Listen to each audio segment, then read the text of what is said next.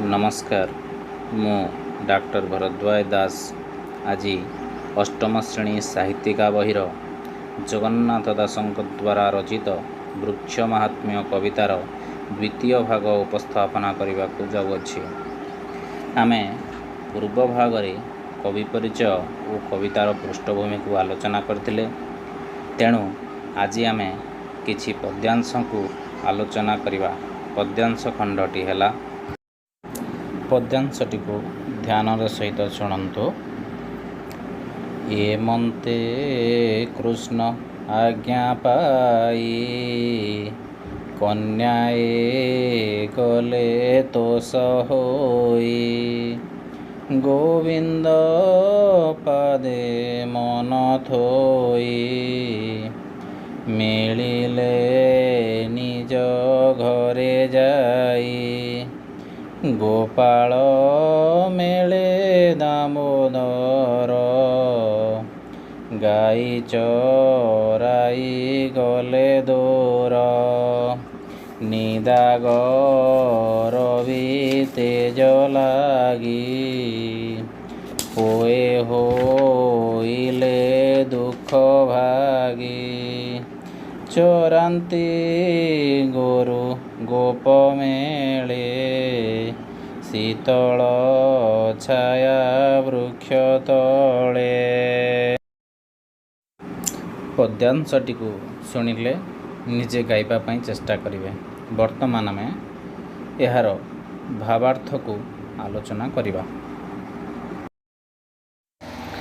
कवितार प्रथम पदटी हैला एमंते कृष्ण आज्ञा पाई कन्याए गले तोष होई।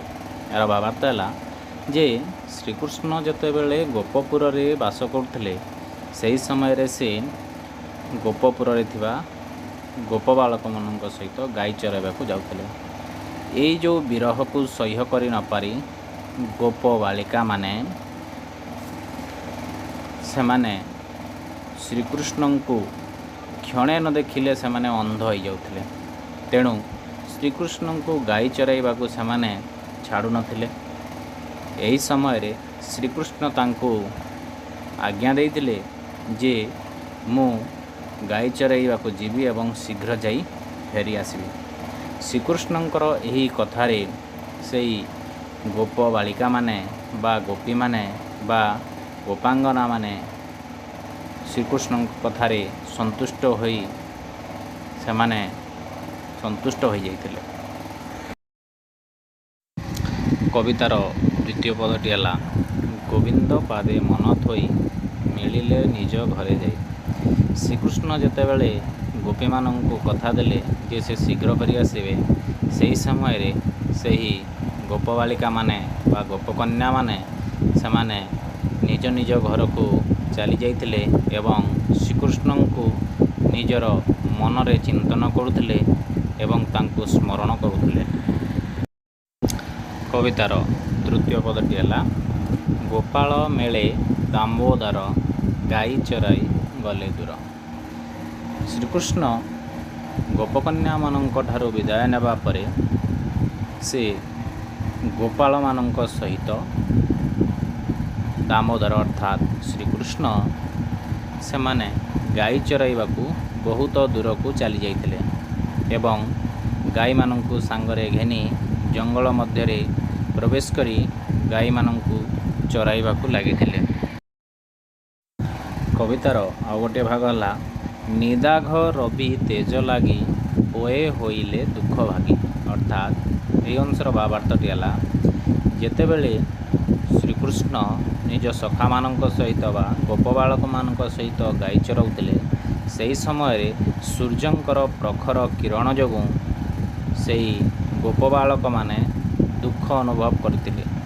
सूर्यंकर किरण को सह्य करि पारु नथिले, बहुत दुख अनुभव करुथिले। कवितार आउ गोटे अंश है चरांती गोरु गोप मेले शीतल छाया वृक्ष तले। यार भावार्थ है जे जेतेबेले श्रीकृष्ण देखिले गोप बालक माने अर्थात तांको सखा माने सूर्यंक किरण रे कष्ट अनुभव करुछंती से सेतेबेले सेमानंकु ବୃକ୍ଷର ତଳକୁ ଅର୍ଥାତ୍ ଗଛ ତଳକୁ ଆହ୍ୱାନ କରିଥିଲେ। ସେହି ଗଛ ତଳରେ ରହି ସେମାନେ ଗାଈମାନଙ୍କୁ ଚରାଉଥିଲେ ଏବଂ ସେହି ଗଛର ଶୀତଳ ଛାଇ ତଳରେ ବସି ସେମାନେ ଗୋରୁଙ୍କର ଚରିବାର ଆନନ୍ଦ ଅନୁଭବ କରୁଥିଲେ। ଆମେ ଆଜି ପଦ୍ୟାଂଶଟିର ଭାବାର୍ଥକୁ ଜାଣିଲେ। ବର୍ତ୍ତମାନ ଏହି ପଦ୍ୟାଂଶଟିରେ ଥିବା କେତେଗୁଡ଼ିଏ କଠିନ ଶବ୍ଦ ଉପରେ ଆମେ ଦୃଷ୍ଟିପାତ କରିବା। କନ୍ୟାଏ ଏଠାରେ ଗୋପବାଳିକା ବା ଗୋପୀମାନେ ବା ଗୋପର କନ୍ୟାମାନଙ୍କୁ କୁହାଯାଇଛି। ତୋଷ ଏହାର ଅର୍ଥ ହେଲା ଆନନ୍ଦ। ଦାମୋଦର ଏହାର ଅର୍ଥ ହେଲା ଶ୍ରୀକୃଷ୍ଣ।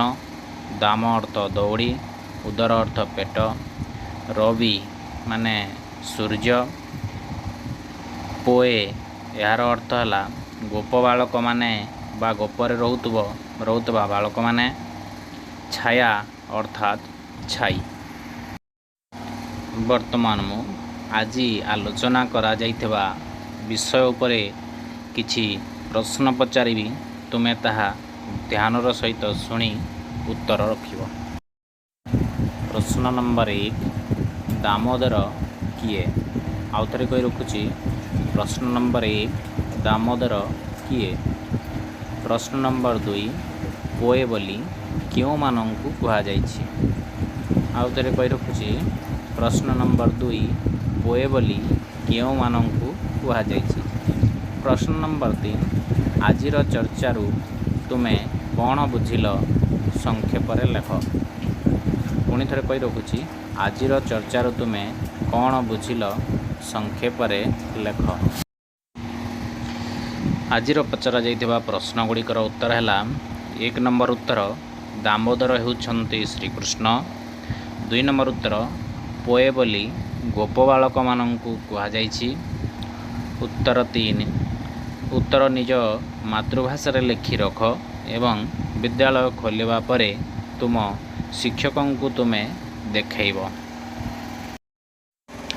ସମସ୍ତେ ଧ୍ୟାନର ସହିତ ଶୁଣିଥିବାରୁ ସମସ୍ତଙ୍କୁ ଧନ୍ୟବାଦ। ପରବର୍ତ୍ତୀ ଭାଗରେ ଆମେ କବିତାର ଆଉ କିଛି ଅଂଶକୁ ନେଇ ଆଲୋଚନା କରିବା।